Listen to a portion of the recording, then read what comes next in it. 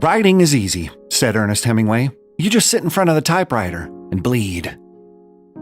Our culture's relationship with words is a contentious one. Writing, reading, comprehending language is the cornerstone of the law as well as legal practice, and yet, most people hate reading and writing. Lawyers work for days on a document that's either just glanced over enough to get to the signing pages or ripped apart by a judge or opposing counsel. No matter the industry or vertical, there is a blend of nihilism and fear in word creation. Who reads this crap anyway is side by side with, I hope they like it. I hope I said it right. Did I use that phrase correctly? And so, for the lawyer or wordsmith that loves words, sees them as an opportunity, an enigma to be solved, a chance to break through the black squiggles on a page and actually communicate through writing, there's a whole nother universe of not frustration, but freedom. And to fly free within the universe of words, you have to be willing to respect and honor the natural laws of its cosmos. You have to read endlessly, strive for brevity, be okay with edits and critique. Indeed, you have to desire their presence in your quest to improve and build your skills. That's what we're talking about today on Lawsome. Word love, legal writing, and you. Lawsome, the podcast for law firms. Powered by Consult Webs. Welcome back to Lawsome, the only podcast for law firms that prefers to diagram sentences in 3 dimensions. We're here to inform, educate, and entertain the legal community on the latest in personal and professional developments. I am your Colorado co-host, Jake Sanders, and no, I don't ski. And with me is the sweetheart of Michigan Avenue, Chicago's own Paul Julius, and yes, he realizes it's windy sometimes. Paul, weren't you going to be a meteorologist, but you couldn't once they found out you knew nothing about meteors? Yeah, it was tough, man. I was so confused about what that job really entails. They were too. It was an awkward day. It was a weird group interview too. You just like, so are you going to talk about meteors? Am I going to talk about it? Who wants to broach the atmosphere between you guys? Yeah. Catch on fire. yours. As maybe this intro is Stormy with a 90% chance of not getting that job. Those things are coming in hot, and I'm leaving out the back door. What's on the show today, sir? On the show today, we run down the grammar with an article from the ABA, and then we talk about plain language, legal writing, and finding enthusiasm in your writing tasks with the creator of Brief Catch, Ross Guberman. And as always, we ask our guests the tough ones. 5 questions we ask everyone. Pull up a plate. It's the Hot Takes Buffet. The articles today on the Hot Take Buffet, there's 3 of them, centralizing around the theme of legal writing. The first one, The Move Towards Plain Language by Cynthia Adams on the ABA. Second one is Legal Writing Matters. 4 tips for encouraging creativity in law students on the Suffolk Law blog. And then Law Professor's Typepad, Law is Not Creative Writing. So I had a sandwich in mind, but Paul, go through this first one because I think that first article really encapsulates our ideas and themes for the show. Yeah, definitely. So This article from the ABA is The Move Toward Using Plain Legal Language by Cynthia Adams. And she writes, clarity, conciseness, and precision are the hallmarks of writing excellence. But for centuries, drafters of law, litigation documents, and contracts have aimed for precision with little regard for whether the writing was clear or concise. This, quote, traditional style of legal writing is notorious for unnecessary complex words, legal jargon, and convoluted sentences that can obscure meaning and create ambiguity. Lay people have often criticized or ridiculed this style of writing, finding it difficult to read and comprehend. And many jurists have agreed. Judge Learned Hand once stated, the language of law must not be foreign to the ears of those who are to obey it. Learned Hand. That's my boy. who earlier we had no idea who he was and made a joke about him being the Hamburger Helper's gloves dad. You can help your hamburger, you can make it a delight. Just smile and say cheeseburger macaroni tonight. Say cheese. It definitely put an unusual picture in our heads for sure. But he's a tremendously respected, justice, law. He set many precedents. So yeah. Learn hand. So about this in specific, you pointed out that the government, after, Cynthia talks about learned hand, she talks about how plain language movements are gaining support across the world and have been at the core structure of governments beginning in the 1970s. They were really pushing towards simplifying the words. And that continues today. The link that is in this piece is to plainlanguage.gov, which is a government website that outlines how to use language in a plain way for everyone, from legal professionals to anybody who has to get the words out. So it's interesting to note that the government is trying to take this seriously, but things are so complex, and like lawyers need to do this, but you live in complexity. It's supposed to be complex. I mean, aren't we paid to be complex? Lawyers are paid to be that way. Right. It's interesting. In the ABA article too, it says government officials were among the first to promote the use of plain language. The objective was to make the law more understandable to the public, and by doing so, provide more efficient services and cut costs. Mm-hmm.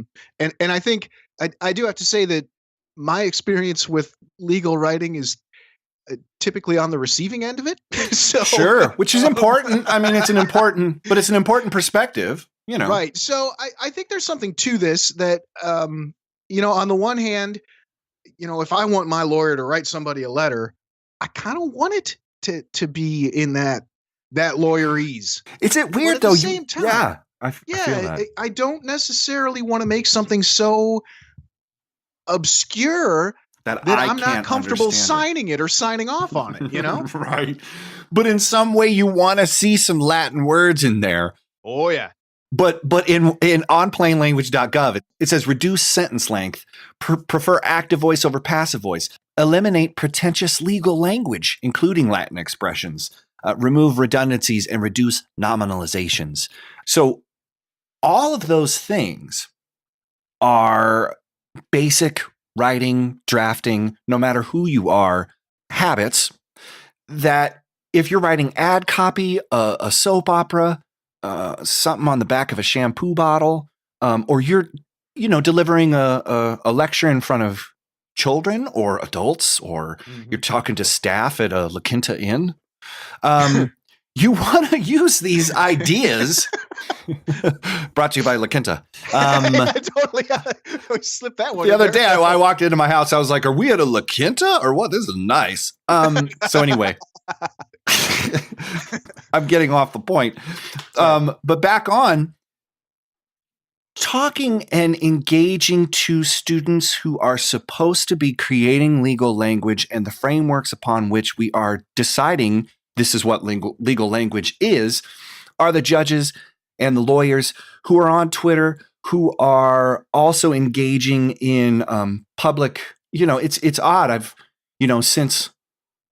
never seen so much redacted memos, and I think the public is really starting to learn about the language. And parts of it are very common, and parts of it are very obtuse. But the whole while, I think people who are learning how to use these tools need to be thinking of it in a creative, fun way that keeps them pliable and wants them to move it forward rather than keep it a certain way. And I think the Suffolk Law blog is talking about encouraging creativity in your students, but giving them instructive feedback. And then that law professor typepad thing is about it's not creative writing. If you're doing legal work, this isn't your chance to put some spin on it. This isn't wax philosophic, right? And it's hard though, because you go through Gorsuch style and you wonder what the white picket fence metaphor is, and you're choosing a certain type of phrase that you're like, I don't know if does the cat always jump out of the bag or what? Yeah. Well, part of it too is that you're not choosing the phrases all the time, and that's something that we were kicking around before. Is that Right. so much stuff now, because it's not being dictated anymore how it used to be with someone, With a with quill. quill and ink. And I love the Everybody's quill. starting with some. What's that? No, sorry. Keep going. I just love the idea of a quill. We keep going back. Keep talking. Dude, I'm getting want it. to. I'm telling you. Yeah, I know. I have this alternative universe of Harry Potter where I write everything in quill. It's awesome. And owl it out. Yeah, I'm telling you. Owl But it in. anyway, the point is so many things now start from a template. You're not starting these briefs, these documents, these motions. They're not starting from Legal scratch. Zoom, Rocket Lawyer, all those things Yep. are based off of templated things. AI, documented review, assisted robot lawyering across the spectrum. Totally. Right. So you're always starting with this cut, paste, put this in. And so a lot of these elements that these authors are bemoaning, I think, are simply transferred on by just copy paste. Start this document the same thing, copy paste. Did it work last time? Well, there's no reason to change it. Right? Oh wow. Oh my God. And if it ain't Baroque, don't fix it. And you're actually, what a great point, dude, is in some way to keep things within a framework that we all understand and has historical precedence. We hold ourselves back, or what an interesting thought, man. That's weird too, because what's the incentive? Like, I want to get in here and make this brief that maybe 4 people will read, one of whom will be my boss. Right. Why should I change this up? It worked last time. I can be done in half an hour. And according to the judge or your supervisors or whoever's going to be checking out this work, and really it does have to be reviewed. Yes. It's up to them. So, if they don't like your funny Comic Sans or they don't like your reference to, Animal House, right. which that's another show, but this is a place for us to do the legal exchange of words and get the understanding through, not to put our personal spin on things. But I feel that, and later on we discover with Ross is that lawyers, while they are doing templates and while they are just, kind of doing this rote writing, it's odd. They are feeling like they're creating something. And when it gets shot down or their questions or people, living and dying for about, spaces after periods and, commas and all that stuff, people take it really seriously. And it can actually hurt them in the long run if they don't build resiliency around the idea of words as a creative outlet that deserves the brevity and wit and clarity and conciseness, because it takes time to do those things. It's a lot easier to just spin off words. But all of this is discovered by somebody who lives and breathes, travels across the world giving lectures about drafting, editing, and just being better at communicating, which is something lawyers need to do. But your point about templates and frameworks holding us back is basically a great metaphor for the whole thing. Our bar associations, our law firm business models, our marketing models, it all seems like we're using templates and then complaining when the results become less effective over time. Or just diminished. Like it takes the power out of these words. Or I'm not paying attention to it. Yep. I've seen this one. I know what's coming next. Yeah. Blah, absolutely. blah, blah. Well, that's why it's so great what Ross did, because his thing is an add-on for Word. Right. So he knows hey, we're going to be starting in here. I'm not telling you I invented this new, word processing program. Mm-hmm. No, I'm working in what you're working in, but here's a thing that's going to help you with that. Right. And at the top of the Suffolk Law blog, they talk about collaborative opportunities for students to work together to make better, better legal writing decisions and drafting decisions through peer review. And what Brief Catch does and what Ross does is he's like collaborating with you in the document, helping you write better. So from Learned Hand all the way to today, people know that you got to be brief. And I think we're going to wrap it up and go to the interview right now. Let's do it. Learned Hand. And now, a word from our sponsor. Any lawyer looking to grow their business online can generate more leads from their website by hiring ConsultWebs. After working with lawyers exclusively since 1999, we've tested thousands of web designs and marketing strategies, so we know what flips and what flops. For more information, visit www.consultwebs.com today. And now, for a lawsome interview. Ross Guberman is the president of Legal Writing Pro, LLC, a training and consulting firm, as well as the creator of Brief Catch, a legal editing add-on to Word that helps lawyers and other professional writers catch mistakes while drafting. Winner of the Legal Writing Institute's 2016 Golden Pen Award, Ross hops the globe conducting seminars and programs for prominent law firms, judges, courts, as well as agencies, corporations, and associations. Ross is also an active member of the bar and a former attorney, holds degrees from Yale, the Sorbonne, and the University of Chicago Law School, and has worked as a translator, professional musician, and award-winning journalist. And to further complicate his life, he's graciously acquiesced to our request for an interview on our show. Ross, welcome to Lawsome. Hey, thanks so much. Glad to be with you. So, Legal Writing Pro, Brief Catch, explain what it is, why you made it, and what the response has been from the community of your users. So, Legal Writing Pro came first. Brief Catch was much later in the story.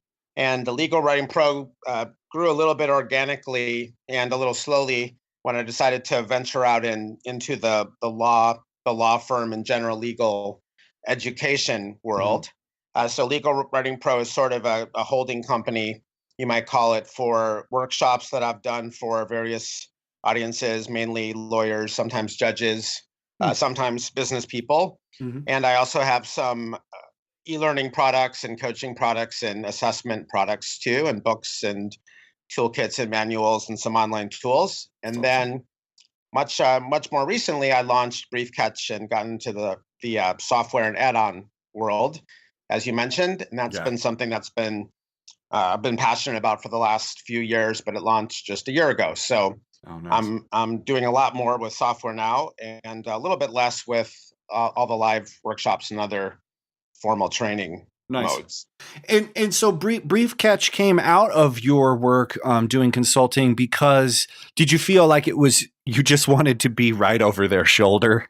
Or what is that add-on kind of thought? Because I don't think a lot of people consider it as an option, Yeah, I think that that spontaneous laughter with right over their shoulder was apt. I don't want to be too controlling, right, or creepy, or trying to micromanage people's writing. It's pretty much that, though. I'd say maybe a little bit the other way around, in the sense that a lot of people who have followed me, attended my workshops, read my books, or all three, had said to me in different forms, in different venues, that they really wish there was some way to have a lot of the things that I teach or talk about automated. Both to save time, but also to help make them sink in a little bit and make them, part of the lawyer judge's workflow. So I can't even really take credit for the idea. It was really more something from my followers. That's well, but that makes sense that you listened to your audience and created something that they were asking for, rather than coming up with, an inflatable what? I don't know. No, that's right. But it's also it's intimidating to get started with software. It's obviously much easier to throw together a live workshop and trot it out at a firm. Software really has a long ramp before you can really feel like you're even getting going. Oh, of course. And so you said it just launched this year. So what has the response been from people who are using Brief Catch?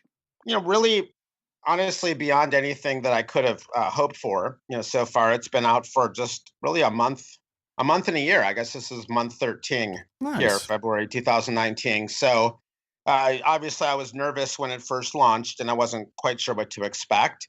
And I had to wait and see what the actual response to the substantive part of the product itself would be. But I have a lot of different types of users ranging from college students up to Supreme Court justices and managing partners of firms and really everybody in between. So that part has been really rewarding. And I have a lot of people who kind of communicate with each other about Brief Catch because it has a scoring system or post on social media about it. So that's been enjoyable too. And of course, I have a lot of goals for enhancing the product. So I'm not anywhere near being done, but really so far so good. I'm very grateful. Explain to us this disconnect between legal education and legal experience when it comes to drafting and crafting these documents. How are schools getting it right, and maybe how can they step up their game? And is there a place in there for Brief Catch to sort of work its magic? Well, I can address the last part right away because it's timely. Because in the last couple of weeks, several law schools actually have bought Brief Catch for the entire student body and faculty. So Yeah. I mean, why I think that's a good idea, even though I am obviously biased. But to go to your more, your core question, I've grown to have a lot of sympathy for the legal writing professors of America. And I actually did teach the class once, and I taught an upper level class many years after that. So I also understand a little bit what kinds of pressures they're on. So they've become sort of punching bags for this this alleged gap between graduating law student skills and what lawyers need in practice. And I don't think a lot of the criticism is fair because they can't be held responsible for every single thing that one might not have going into law school, and everything from writing, rhetoric to oral communication, interviewing skills, and the like. So that it's easy. It's tempting to try to blame them, but again, for some reason, nobody blames the doctrinal professors or even the clinics or the deans or anybody else. They seem to take it all out on the legal writing teachers. So that's sort of my sympathy, and it's very genuine, and I feel it very strongly.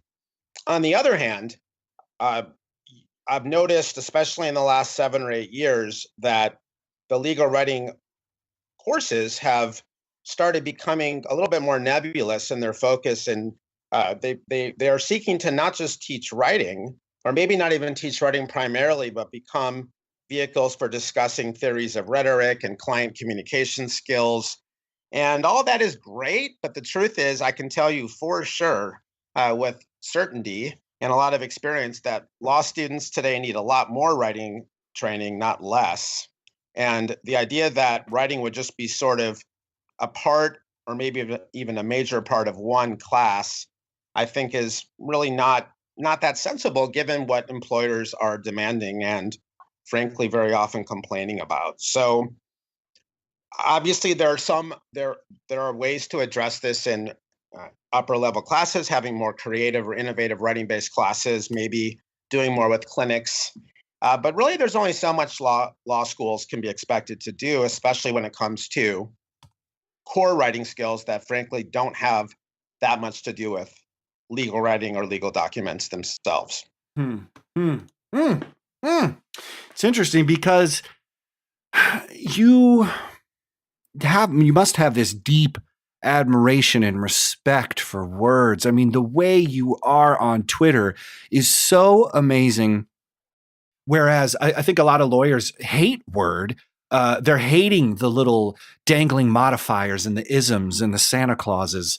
Can you kind of riff on how you keep your relationship fresh with words? Because I think a lot of lawyers are like, I have to read, I have to write, it sucks. But if you really love words, you love reading and writing. And, I just kind of, you have a passion. And I just kind of want you to translate a little bit of that, how you keep it fresh, because just riff on that, could you? Yeah, and that's just a fascinating line of inquiry. So, I live in Washington, D.C., or in the suburbs, so I'm obviously surrounded by lawyers. And I noticed that sometimes you ask a lawyer, hey, what do you do with your practice? And they'll say something like ERISA or tax, and they'll immediately apologize for it. And they'll say, but, it's steady work, or I've grown to sort of enjoy the tax code. And then you meet somebody else who does ERISA or tax, and their eyes light up and they're actually proud. And I noticed the same thing with writing and legal writing. And even a lot of the legal writing teachers who will say things publicly like, well, we really don't just teach the passive voice or style. What we really do is teach theories of rhetoric, as if they're apologizing for the very thing that they're supposed to be sharing. So that's sort of how I see it. I'm excited about it because I'm excited about it. And I'm excited about it because I went to law school excited about language and words, and that was my background. But again, I think there probably is a parallel to lawyers who end up embracing, the tax code or securities regulations. As you dive in and give it your all and don't apologize or feel like you need to apologize, you end up finding your own energy. And then that, I hope, is infectious. And I think maybe that's what you might be seeing on my Twitter feed, is that I'm talking about things that out of context seem geeky or nerdy, or maybe even a little pretentious in some ways, but we have a lot of banter going, and I try to relate it to, the writer as a human, or politics or current events or other different types of strategies or goals. And then it all starts to come alive, as opposed to people feeling, as you were saying before, that writing is just about avoiding grammar mistakes or avoiding corrections. Of course, you'd be depressed if that's how you saw words. You want to look at all this as a way to add tools to your arsenal, so you're a better advocate for your clients, but also, I hope, have more fun writing in the first place. Yeah, that's so great. Are you gonna start reading grammar books now? You know what? Jake and I love pulling things apart, taxonomy, stuff like that, and looking, because we do so much stuff with advertising, and it's just amazing to us how sometimes things go unnoticed or become commonplace, because I think people don't always pay attention to that stuff. But I was a couple months ago, I was looking for a house, and we noticed that like the kitchens were described as stunning. Right. Like, really? Like, that's dangerous, man. I mean, like, think about what you're writing, Yeah. Or the bedroom was At least enchanting. the old, it has a lot of potential. Then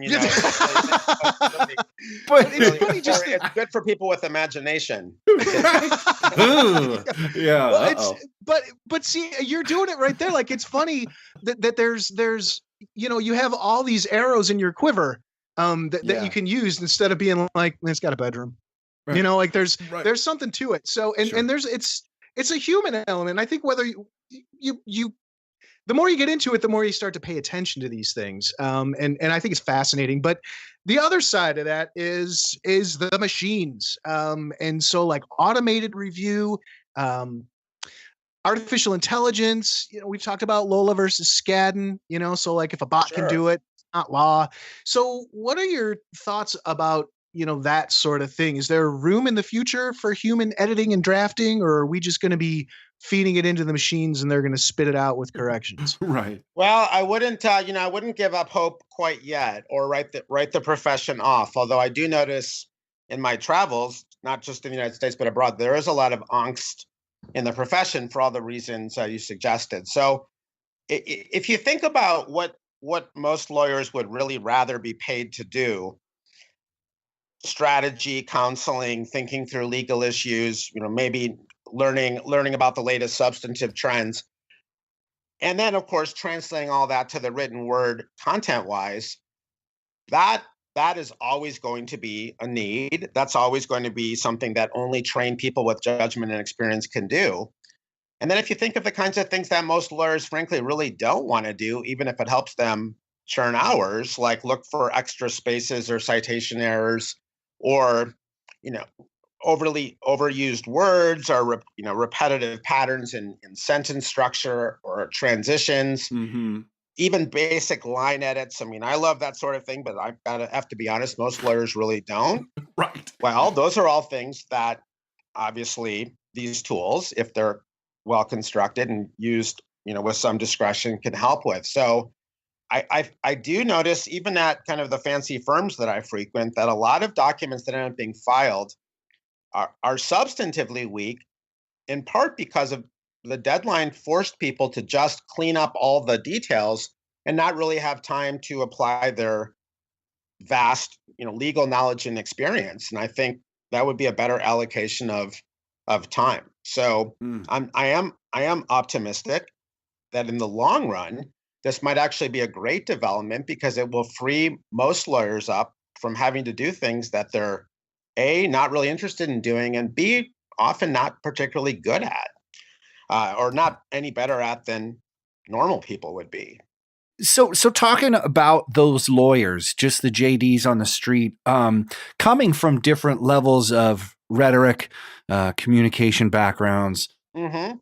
This is a little tangent before I ask the second to the last question. But what about the youngsters using words? Do you see any new forms of communications like GIFs, memes, emoticons? Just kind of alternative forms of communication.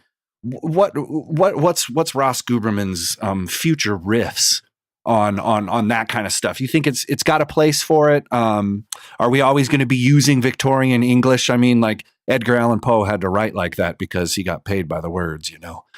Sure. Yeah. I mean, I'm still in awe that a federal district court judge in Alabama in an antitrust case put a GIF with Tom Hanks saying "really" when he got irritated with lawyers, and that was, federal district court judge. So obviously, people are toying around with these different forms of communication. I don't know if it's to look hip or young or what have you. Uh-huh.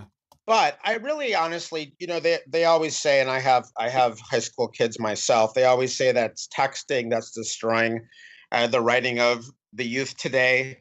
I I don't believe that's true, but that's not our topic today, by the way. Right. I have my own theories about high school kids and why they have writing problems. You'll come But back. when you talk about lawyers, I haven't seen any evidence that memes, GIFs, texting, emoticons have had any negative impact on the way people actually draft their legal product. And I don't even really honestly notice that even motions and briefs, let alone contracts, are becoming more conversational or informal. If anything, I might even say I've noticed the opposite. So, yeah, I think the Interesting. problems are not connected in either sense, positively or negatively, to broader trends in the culture, texting, emoticons, and the like. Interesting. Wow. Yeah. So it sort of outlines the problems in between the insular thoughts of legal versus, real world. I wish you could just tell it to me straight, and it's like we have this form over here and the way in which we communicate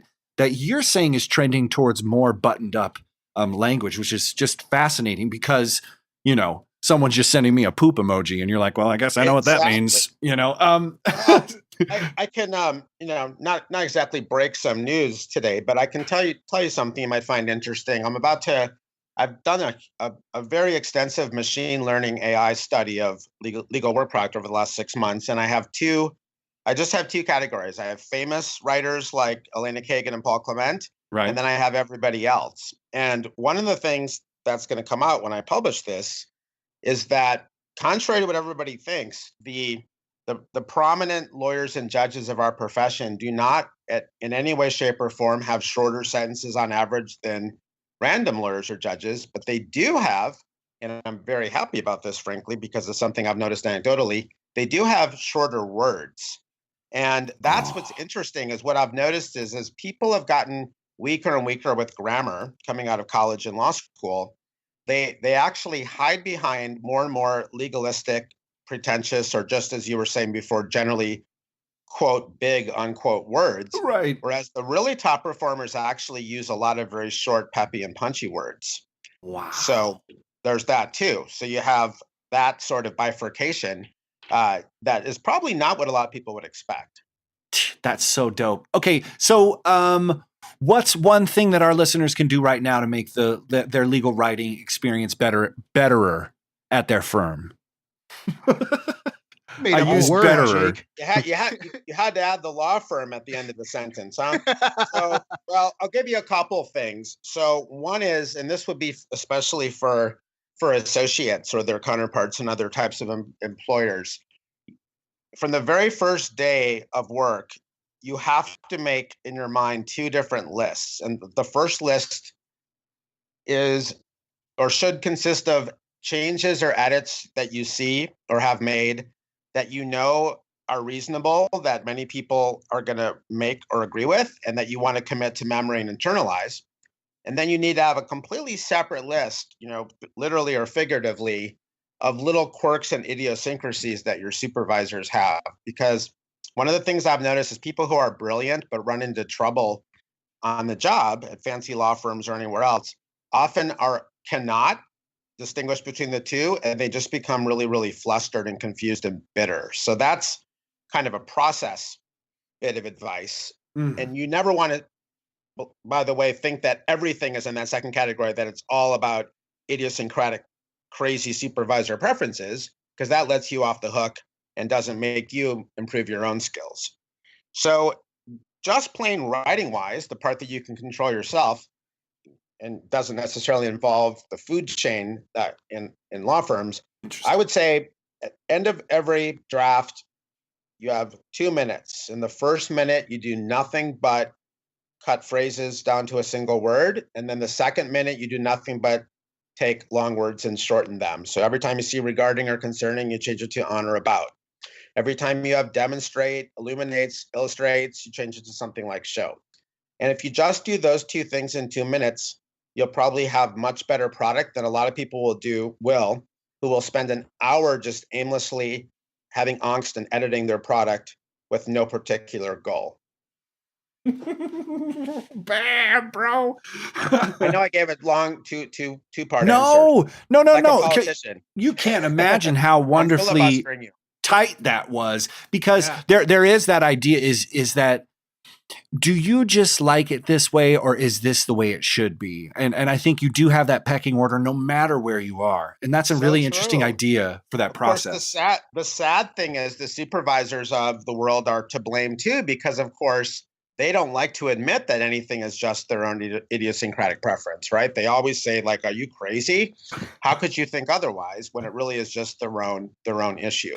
Well, to get back to counter that, what do you think someone who's a shareholder or a partner could do to work on helping develop stronger writing skills downwards? Do you think you should be a little bit more open to somebody putting a GIF or a poop emoji in the memo? I think you should. I think you should be really, really careful about shooting people down when they're trying to do something creative or innovative, or even a little bit, unconventional, if it seems genuinely in the client's interest. And I think a lot of supervisors are too quick to immediately be negative, and that ends up sending messages to the younger person that, it's just not even really worth trying. Anything I try to do is going to be questioned. So I think that is part of it, because it all, that all spills into morale in the working relationship beyond writing and editing. As far as just being a better supervisor, which is actually interestingly a topic of a workshop I ended up having to develop because firms wanted it. Oh yeah. My general advice, and some people listen and agree but don't do it, and some people don't care about being better supervisors because they are huge rainmakers. But my general advice is to, when people do a project, when someone does a project, to give them things that they can do or not do the next time to either replicate or avoid whatever it is you saw in the original project. And that's not what really happens. What really happens nowadays is there's no interaction at all other than by email. And there's just a markup. And maybe the younger person accepts the changes, or maybe hands those off to somebody else. And there's no real sense of what overall you could do next time to do the good thing well again, or to avoid the thing that bothered the supervisor. So it's really focusing on things that people can do or not do, as opposed to just categorizing their writing as like, this is pretty good, but it could have been better. Or, you need to be clearer, or you need to be less wordy, or anything that just sounds more like a cheap judgment.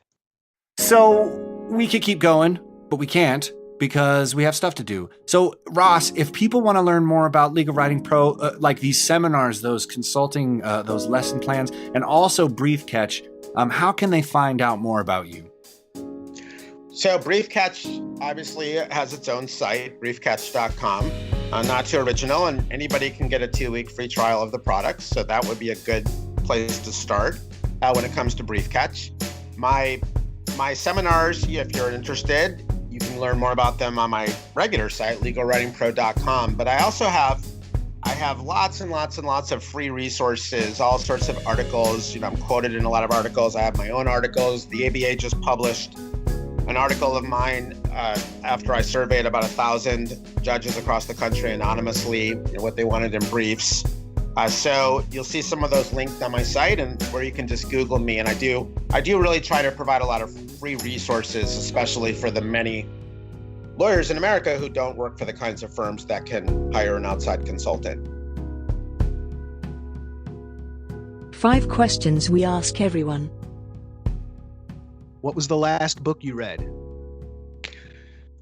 Last book I read, I read American Pastoral again. That's Philip Roth. Yeah, American Pastoral. Nice. And I say that as if I read fiction a lot. Unfortunately, I don't. But I can't remember what prompted me to reread it, but I did. Right on. Excellent. Number 2, what is your favorite place? Favorite place, probably south of France. How about that? South of France, the Riviera. How about it, man? That's fine. South of Fine. France, especially right now. That's good. We'll take that. Out on the East Coast. All right. Number 3, what sites, blogs, newsletters, or podcasts do you regularly check in with? Oh, that's a interesting one. I mean, I follow so many people on Twitter. I follow a lot of judges on Twitter. I think it's incredible that you have state and federal judges who are willing to go out there and give advice. Dillard is a good example. Judge Willett now in the Fifth Circuit used to, but doesn't anymore. Judge Lieben. I follow a lot of judges. I love the original Serial podcasts and all the iterations since. I think I've listened to all of them, although nothing was like the Adnan Syed podcast. Right. Yeah. Blogs, though, blogs I think are falling out of favor. I think podcasts are hot. I just saw National Law Journal or American Lawyer had a piece today saying that Twitter is basically taking over blogs in the legal industry in America, which I thought was interesting. So there you go. Nice. Yeah, there's I can't remember her name, right? It's just I'm blank right now, but there's a Supreme Court, Michigan State Supreme Court justice on Twitter who's really good. I'll check her out. First name is Bridget, and yes, she has an Irish last name. It's like McCarthy or something very Irish. And she's lovely, and she's also quite generous with her comments and advice. Exactly. Yeah, you're right. But I agree with you. Mary McCormick. I'm getting my my Irish first names and last names mixed up. You're right, though. It's amazing that you can have that kind of interaction with that, that level of judicial. That's pretty cool, man. Anyway, all right. Honestly, I think it provides a service for the public too, not just the legal profession, but for America. The idea that judges are actually real people. I think it's incredibly important to convey that. Absolutely. All right, number 4. If you were stranded on a desert island and could only pick one condiment to take with you, what would it be? Mustard. I'm a spice. Even though I'm from Minnesota, I'm a spice guy. So I'd say mustard. Definitely not ketchup. I hate ketchup. Dude. That's my pretentious side. No. That ain't pretentious. That's just real. Okay, we made it to the end. Number 5. After a long day or long week at work, how do you relax and unwind? I love traveling. I love traveling with my family. Believe it or not, I'm embarrassed to say I love business trips. I like weekend trips. I like road trips. I like trips abroad. Traveling for me, for some reason, is incredibly relaxing. And, frankly, especially these days, getting out of DC, for whatever reason, is often relaxing. For show notes, links, and info, go to thelawsonpodcast.com or follow us on Twitter or Facebook. Be sure to leave us a review and rating in iTunes or wherever you find the you listen to. Until next week, stay lawsome.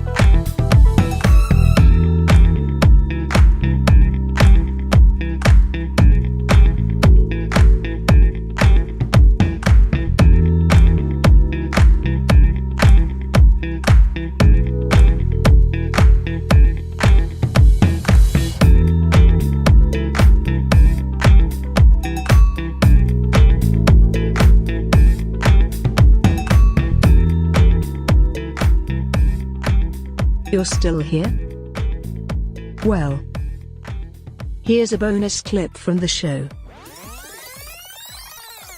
There's one thing that I failed to talk to you about, and it just came up to me again, is that writing is creating. And I think that people think it's so formulaic and formal that they forget that when a supervisor shoots them down, it's like you just told your kid that their painting looks like Of course. But it's crazy because I think people say, is it business or is it pleasure? And you want to be creative, go and express yourself in the corner. And that's what creative stuff. We're doing business here. But when I use the word show versus demonstrated, and you want me to use demonstrated, but I feel show's better, but then you shoot me down, it's not just like business. There's actually a heart that you've kind of stabbed. And I think there's something about your energy that I think gets to that point. And I don't think lawyers think they're creators. Do you have any thought on that? No, I do. And, it's interesting. I think for lawyers, even the many who don't really immerse themselves in the finer points of syntax and grammar, I think for a lawyer to be criticized or shot down over writing is, and I'm not exaggerating, often devastating, and sometimes something that hurts their ego and morale for years or decades, because it feels very, very personal. So one antidote, of course, would be to not think of creativity in terms of doing things like having cartoons or strange Post-its everywhere is what images, it is. Right. But really creativity in the sense of having vivid verbs, creativity in the sense of maybe varying your sentence structure. I mean, we're a creative profession, but we have a lot of constraints. And if you try to push the envelope into the world of art or advertising, you're really only going to end up disappointed. So I think there's a way to harness creativity and channel it into words and sentences where you get a lot of the benefits without some of the, pushback. But most important thing, as I think you're getting at, is just to remember that for most lawyers and frankly law students, criticism over writing really is like criticizing them as professionals, if not people, and needs to be handled really tactfully. And I probably need to do a better job with that myself. We all do. But you know what? But that's one of the things that me and Paul love is that we're savage with each other on the editing floor, because we know that you got to cut the fat. People, Pixar, I bet they just crush people's dreams, because they're like, that ain't going to fit. That ain't going to fly. I'm sorry, I have to tell you this, because there's so much bad junk out there. To really want to get something good out there, it's okay to be a little bit rough, but you have to have the tenacity to get roughed up. I like people going through my edits of blogs and stuff and being just savage with me, because it makes me smarter. Because I'm like, because you probably see the light at the end of the tunnel, that whatever they're doing is to help you be better at what you're doing. But let's be honest, a lot of times when lawyers criticize other lawyers' writing, it's really just to shoot them down or to make them feel bad. It isn't to help them be better. And I think people do sense the difference.